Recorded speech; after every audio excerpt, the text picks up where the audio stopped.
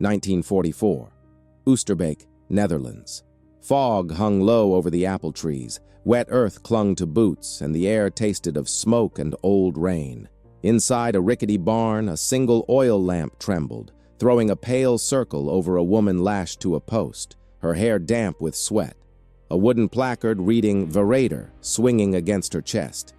A folded Red Cross armband, hers, lay in a pocket on the floorboard, beside a muddied pocket watch, its glass spidered but still ticking. Men crowded the doorway, faces set. Children peered from behind skirts. "She's a traitor! Leave her! She's a patient!" Edward knelt, fingers shaking as they found the coarse rope. He drew his pocket knife, the blade catching the dim light, and for a breath, the barn held only the rasp of leather and the distant rattle of a truck on the road. Then a shout outside, the quick staccato of boots, and the blade hovered above the knot. The choice. Mercy where hate was expected. In that lamp-lit hush, Edward's training and his oath pressed against each other like opposing hands. The armband in the dirt was a small, folded promise. The rope around Elise's wrists was a public verdict. He had been taught to prioritize the wounded by need, not uniform, triage over tribe, but orders and neighborhood fury were a different pressure. His blade hovered, the truck's engine a drumbeat of choice. If stories of quiet courage move you, subscribe. He steadied his breath, palms damp, feeling the coarse hemp cut into skin as the barn's silence narrowed to the pocket watch's thin tick. A child sucked air through teeth. Someone spat a curse. Edward's memory reached for a simple phrase from training, "Patient first," and it landed like a small, stubborn command. He closed his fingers around the folded armband as if it could weigh down the crowd's anger, then leaned in, blade poised to free the woman, while the engine outside kept time with his decision. Edward Clark was not a frontline infantryman. He was a medic attached to a British infantry company during Operation Market Garden in September of 1944, a former railwayman trained to patch, carry, and keep breathing where bullets and bureaucracy intersected. His work was thin canvas tents and borrowed barns pressed into service as field hospitals, stretchers shuttled along rutted roads, and the steady rationing of morphine and bandages when numbers outstripped supplies. Medics and nurses moved among trenches and shattered hedgerows with a single practical rule: triage. Treat the most urgent first, regardless of cap badge or uniform. That practice sat uneasily beside orders and local fury. The Geneva Convention recognized medical personnel and the wounded as non-combatants and marked the Red Cross armband as a plea for protection, but law and habit do not stop a mob or a ricochet. In villages like Oosterbeek, the line between civilian wrath and military command blurred. An enemy soldier could be a dying man 1 hour and a cause for vengeance the next. A nurse who tended both sides might be called traitor by neighbors and suspect by officers. For Edward, the dilemma was not abstract. To follow written directives that sometimes advised avoiding collaborators, or to answer the older obligation learned in a training tent and a hospital ward, the oath to save a life when it can be saved. In that tension, the practical and the moral met. A Red Cross armband was both a tool and a test, and the choice he faced boiled down to a simple, dangerous formulation: oath over orders, mercy over propaganda. Edward worked quickly, because speed in those first minutes meant the difference between a pulse that would hold and one that drifted away. He slipped the blade under the coarse rope and cut with a single careful motion, the fibers parting with a whisper that sounded too loud in the barn. Elise sagged forward when freed, coughing from the tightness and the fear, her wrists raw where hemp had bitten. He eased her to the hay, checked her eyelids for reaction, drew his hand back cupped under her jaw to listen for breath. The pocket watch, its cracked glass catching the lamp, measured a pulse that was thin and irregular. Near his knee, the folded Red Cross armband waited like a small truce. Outside, someone stamped and spat. A man muttered, loud enough to hear, "She helped them. Our boys bled." Edward wrapped a strip of cloth around Elise's wrist, not to bind it, but to steady a tremor, and spoke in low, even tones so his voice would not feed the crowd's anger. "What's your name?" he asked. She answered in a language he did not know well. He learned only the slow sound of Elise and the way her lips formed names of children. A child in the doorway asked if she would live. Edward offered no promises. He moved to the door, braced the stretcher, and began the awkward negotiation of making room. The barn held too many bodies and too much opinion. That first contact followed the simplest medical logic: airway, breathing, circulation, because when there is chaos, the body and the checklist cut through talk. Medics like Edward were trained to act first and explain later, to treat the breathing before politics of blame settled in. But that logic touched a practical risk. Every minute spent on Elise was a minute not given to another injured man, and every bandage used was one less in a supply pouch already thin. The armband in the dirt was not only a sign of neutrality, it was a tool he could place on a willing patient to signal protection. Placing it, however, carried its own danger in a village where rage could override symbols. To bind the Red Cross on an enemy nurse might save a life or mark the bearer for accusation. The medic's oath that had been part training, part habit, save life when possible, felt like a compass and a burden. In the barn, the choice was immediate and visible. Outside, orders and social fury circled like wolves. They loaded two onto the stretcher, Elise and a corporal whose shirt was dark at the flank. The corporal's breathing came in short, wet bursts. His blood had soaked the wool and the bandage roll was almost empty. Edward balanced the stretcher, feeling the awkward weight of two bodies and the weight of scrutiny. A villager spat at the Red Cross armband as Elise's arm brushed past. Hands reached, some to help, some to pull. A woman hissed, "Traitor!" Edward pressed the armband flat against Elise's sleeve and tightened his hold on the stretcher. "Keep back," he said to the nearest man. "Move." The corporal groaned. Edward tore a clean strip from their dwindling bandage roll and fashioned a pressure dressing. He felt for a distal pulse, then looked to Elise's face for any sign of worsening shock, pallor, sweating. She met his eyes with a kind of stunned trust, and mouthed a phrase too soft to catch. The cart that would take them to the makeshift aid station stood waiting, its wooden slats hollow and vulnerable. A boy climbed on to steady the load. An old woman pressed a tin cup of coffee into Edward's hand and then, having given, watched him as if forgiveness could be bought in small sips. This move, taking both wounded in one conveyance, was triage in practice, not in theory. The medic's rule to treat the most urgent first sometimes collides with the reality that transport is limited and time is compressing. When a single wagon is the only route to a surgical tent, decisions become about who must reach the surgeon alive and who can wait. In choosing to share the ride, Edward accepted a logistical risk. If the wagon were hit, both would be endangered. He also accepted a moral risk.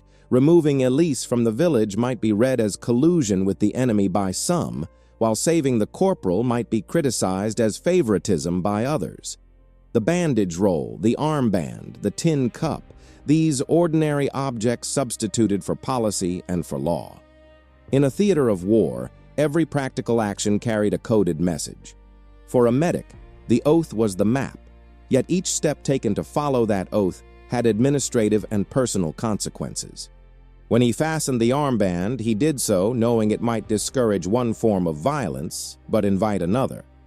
At the aid station, the light was a thin wick, and the air smelled of boiled water and boiled down coffee. Blankets lay on pallets, and a crude supply table held a tin of antiseptic, a small cardboard box of morphine ampules, and a stack of bandage rolls with frayed edges. Edward set Elise on a pallet and began the basic dressing. Irrigation, inspecting for hidden wounds, applying clean layers and a field splint where needed. He talked to her as he worked, fingers steady, asking about pain and about movement. The morphine ampule in his hand was the precious thing. 2 drops for severe pain, one ampule often shared under his decision. He paused, considering ration versus immediate need, and chose to use a partial ampule for the corporal and a measured dose for Elise, watching both faces as the drug took away the edges of fear. Elise's breath steadied, her shoulders lowering.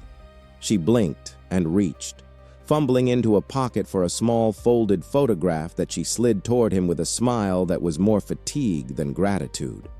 "Children," she whispered in halting English, and then told in brief phrases that she had hidden 2 wounded children beneath the parish floor and had refused to prioritize a grateful soldier over them.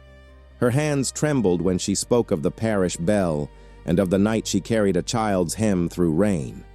What he did at the pallet was common in the vocabulary of field medicine: rapid assessment, conservative analgesia, and improvisational splints, paired with an uncommon moral cost. Morphine was both relief and ration token. To give or withhold, it was a simple, irreversible sentence in the small courtroom of a field station.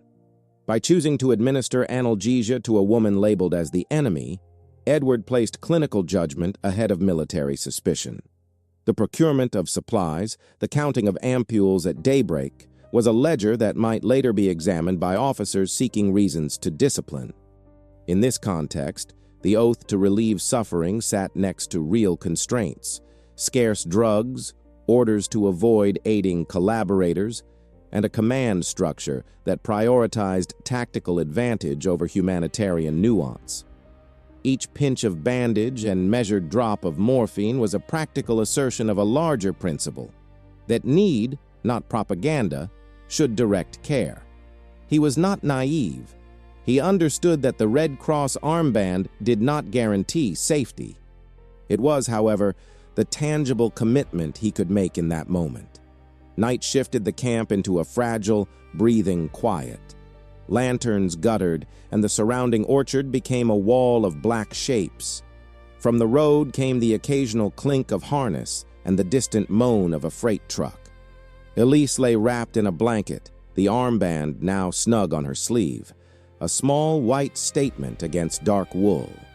The parish's children, eyes rimmed with sleep but needing to be counted, were led through the yard by a teacher whose hands shook. Edward signed the list and nodded. A thin line of villagers waited to speak, some to curse, some to plead. One old man, who had been harsh all day, shuffled forward with an offering, a small pot of stewed apples, warm from the hearth, and placed it at Elise's feet. He did not look at her as he turned away. "For the children," he said to Edward in a voice that did not accept his own kindness. Edward accepted the pot with a brief bow. Later, when a sergeant came with a lantern to do rounds, he paused at the pallet where Elise lay and at the armband. "She has a bandage," the sergeant said, more to catalog than to decide. Elise murmured thanks for the apple and closed her eyes. The night ward was an organ of small courtesies that sustained larger moral work. Field hospitals and improvised infirmaries were microcosms of the war's tangled social forces: the wounded, the helpers, the onlookers. Symbols like the Red Cross armband functioned as claims to a different order, one in which medicine could impose a brief ceasefire on the logic of reprisal. Yet those symbols did not abolish fear. Rather, they redirected it into new forms: suspicion, accusation, small trades of mercy. The offering of the apples, the teacher counting children, the sergeant's perfunctory check. All these gestures were ways a community negotiated the presence of a person deemed suspect. For a medic, sustaining that fragile civility required more than bandages. It required presence and consistent attention to the patient's vital signs and to the human interchanges that either de-escalated or inflamed a scene. The oath to save was partly clinical work and partly a social performance that asserted a set of values in a place where values were under pressure. Morning brought an officer in a pressed tunic whose shadow fell long across the pallets. He had the look of someone who wore responsibility as a weight, and he carried a small blank form that could be filled with decisions. He stepped into the pallet area and found Edward tending to the corporal. "Who is that woman?" he asked, nodding toward Elise without waiting for introduction. "A German nurse," came an answer from the corner, terse and resentful. "We can't be housing enemy agents here," the officer said. "Orders are clear. No aiding known collaborators. I need a report, and I need her separated." Edward set down the field bandage and met the officer's eyes. He could feel the morning's chill on his palms. "Her pulse is stable," he said, the language of vitals as his shield. "She is treating children. She is not armed. She is a patient." The officer's jaw tightened. "This unit will not be second-guessed," he said. "You know the rules." Edward left his hand smell on the bandage as he gestured to the list of names of the hidden children. He said plainly that the children were alive and that the parish had sheltered them. The officer's face did not soften. Instead, he folded the blank form, wrote a single line, and tapped the pen. "I will note her presence. I will inform higher." A corporal nearby muttered that civilians had rights to their grievances. A villager shouted that traitors were to be punished, and the man who had shouted yesterday was now near the pallet, watching for signs of weakness. This was the point where administration met bedside ethics. Military law and the chain of command demanded reports and documentation. Those documents might trigger investigation, disciplinary measures, or removal of care. For a medic, the record of what was done mattered not only for continuity of care, but for legal protection. Yet even accurate records could be used to question judgment. The officer's insistence on separation was not merely protocol, it represented a standard military concern for operational security and morale.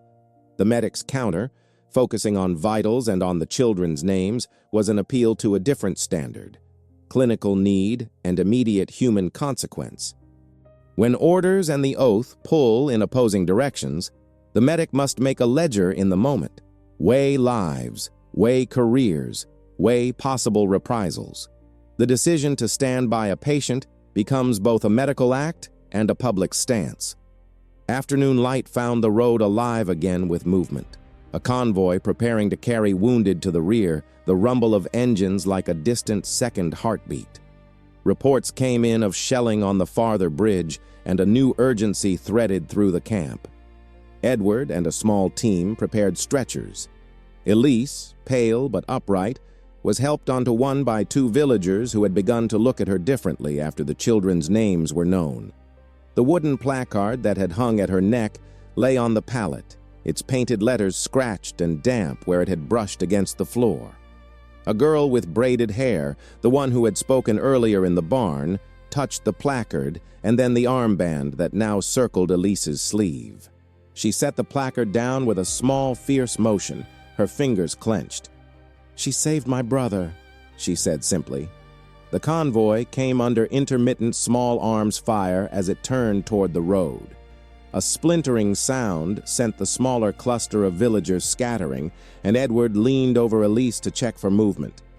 He tightened her blanket, slid the armband to a more visible place on her sleeve where anyone looking into the wagon could see it, and then handed the wooden placard to his own jacket pocket, as if to keep a ledger of the day's choices. Evacuation is where the medical and the political finally must travel together. Wagons and trucks are thin placeholders for safety. Once on the road, the wounded are exposed to a new set of hazards: enemy action, rough handling, delays in reaching a surgeon. For a medic to include an enemy nurse in an evacuation required an assertion that she was a patient first and that her presence would not endanger the transport. That assertion could be respected, but it could also be resented by those who had seen loved ones fall and who read any protection of the enemy as an affront. The girl laying claim to Elise by naming the brother she had saved was an example of how civilian testimony could shift moral arithmetic. In the end, the armband and the placard were not legal absolutes so much as social signals. They could smooth passage or incite renewed anger. The medic's act of pocketing the placard was a small admission that choices made in the field carry memory and consequence. On the road, the convoy hit a choke point where a splintered tree and a snapped signpost funneled it into a narrower line. A burst of gunfire cracked from the orchards. Men ducked. Someone cried out. Edward braced his legs and steadied the stretcher as the wagon lurched. Elise, half awake, pressed her hand to the armband and whispered a single name, a child's name, and Edward answered with the curt brevity of a medic's promise. "We'll get you to the surgeon." A nearby corporal who had watched the whole scene unfold reached out and placed his gloved hand over Elise's knuckles for a brief second. It was an awkward gesture, not entirely free of suspicion, but it was human contact.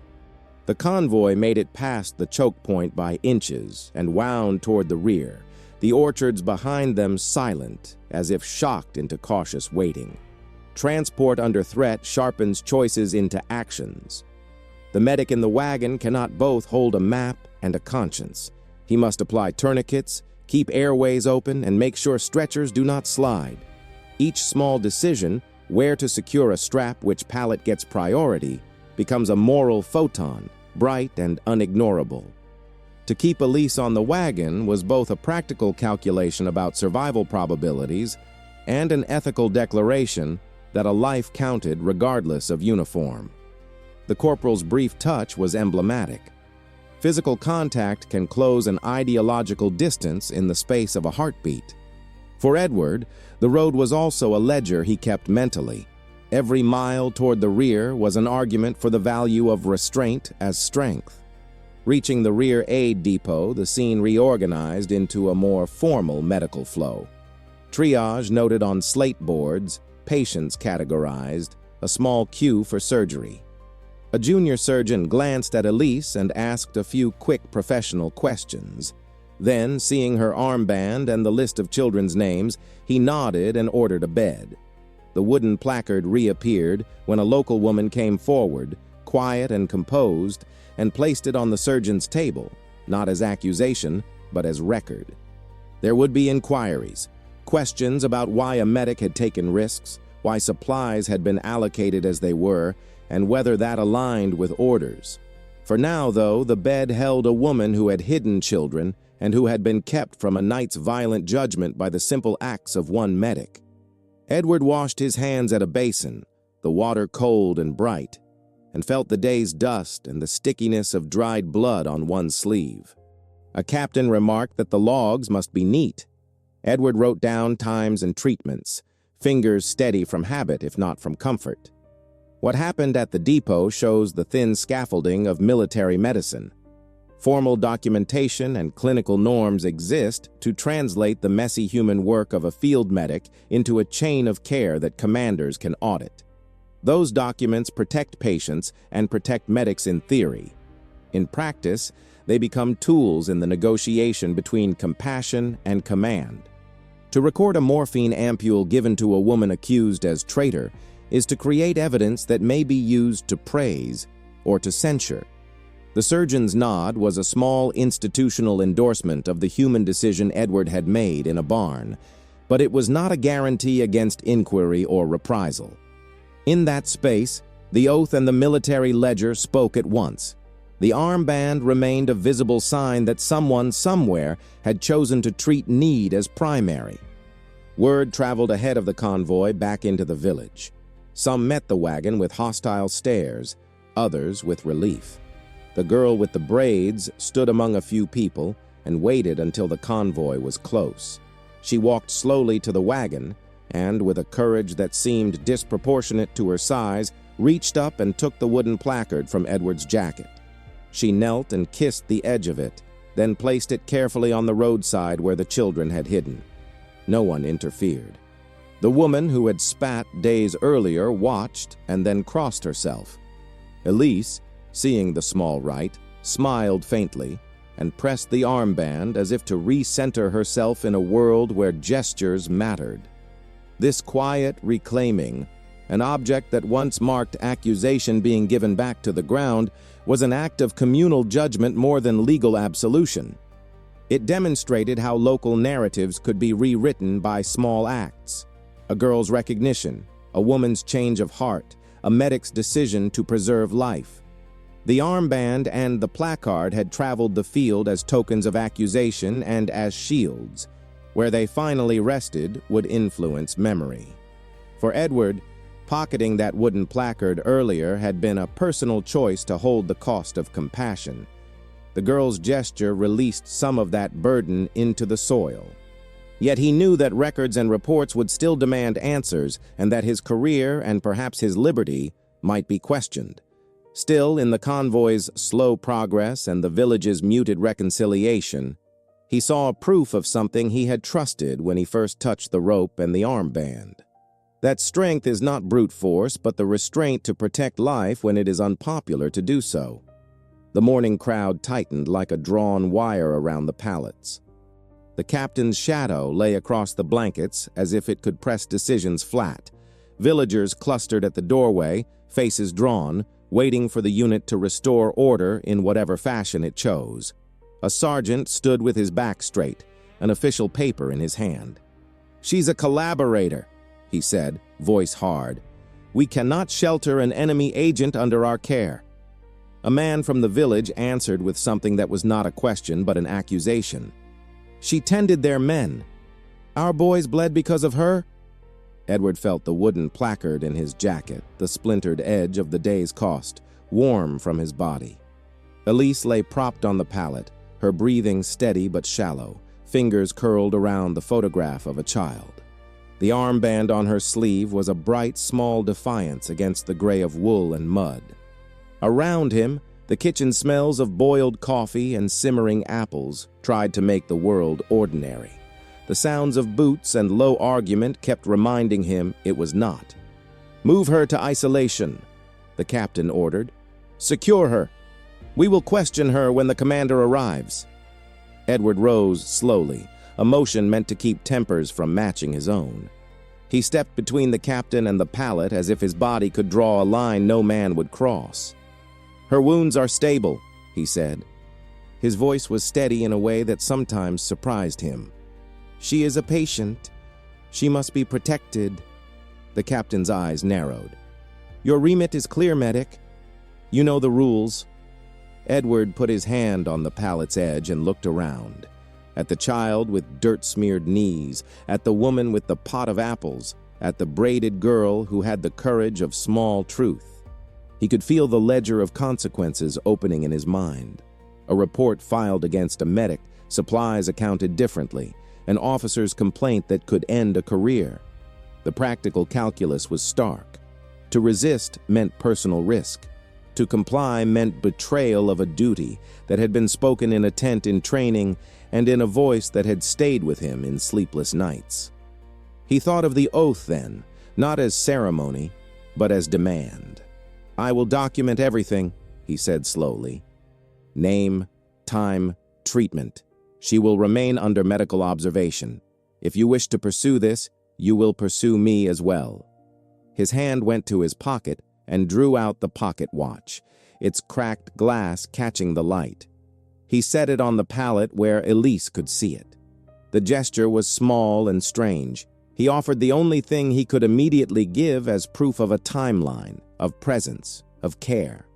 The sergeant took a step forward. "You put your unit at risk." "I put a life at risk if I hand her over now." Edward's words were not loud, but they landed. He could hear the rust of blankets as people shifted. "I swore to save the wounded when I can. That is what I will do." A murmur moved through the room. A man who had been at the barn shook his head. "You know what happens to collaborators," he said. "We won't be safe with her here." At that, the braided girl spoke, her voice high and clear. "She saved my brother," she said. "She hid them in the church. She is no traitor." Her smallness in the face of uniformed men made the room tilt. Several villagers looked away. The captain set the paper down and folded his hands. "We will make a record. I will notify higher. For now she is held for questioning." "Not by force," Edward said, and for the first time his authority felt different. Rooted not in rank, but in the thin strip of training that gave medics standing in matters of care. He stepped closer and, without theatrics, placed his palm over Elise's wrist and felt the fragile flutter of pulse. He then extended his other hand to the sergeant, fingers open. "If this woman is dangerous, take my name, log my action. Question me. I will accept whatever comes." The offer was simple and shocking. To give oneself as a ledger entry was an act of voluntary exposure. It shifted the contest from secret accusation to documented accountability. The captain's face hardened, then softened in a way that did not erase the day but allowed it to continue. He barked an order to the men to stand down and nodded toward the clerk. "Record it," he said. Someone brought an ampule to the table, a single small glass cylinder that had been counted and recounted in the morning. The surgeon eyed it and set it next to the record sheet. Edward took a breath and, without ceremony, wrote his name and rank on the line that would be read by others later. Then he left his hand on Elise's wrist a moment longer, feeling warmth and the strange reconciliation that comes when a person acts in accord with a principle. Elise opened her eyes, light gathering there. She whispered his name as if testing the sound. The braided girl knelt and took a small, trembling step forward to place a cleaned bandage over a finger of the child who still peered from a corner. Around them, the crowd thinned, not because anger had been erased, but because the shape of action had changed. The dispute moved from spontaneous fury to formal record, from rumor to written line. Later, when the captain signed his own note, Edward watched the ink settle. The signature meant the world would now contain this decision in a place where civility and law could meet, awkwardly and imperfectly. He had interposed his body and his name. He had let his professional stamp be the thing that held the moment in balance. In doing so, he had accepted whatever discipline might follow, trading personal convenience for the small sanctity of a preserved life. For Elise, there was relief small enough to carry, the knowledge that her breath had been guarded through the night, that a man had risked his standing for her to live. For Edward, there was the quiet completion of a promise he had said years before. Not a heroic phrase, but a restrained one, uttered in the practical grammar of care. He had acted on what he had been taught and what he had sworn. "I swore to save life when I can," he said once, barely above the room's soft noises, the words a truth and a warning both. The sentence hung, neither dramatic nor triumphalist, and the room made room for it. The Red Cross armband lay folded on the pallet, its white cloth faintly stained. On the supply table, an ampule sat empty, its broken neck a ledger of relief given. Edward slid the wooden placard back into his pocket and watched the village breathe its small, uncertain forgiveness. Strength is restraint. Civilization is a choice. Before you go, subscribe for more true accounts of medicine choosing mercy. He folded the fabric against his palm, aware that paperwork and inquiry would come. For now, a child's soft laugh under the apple trees served as verdict.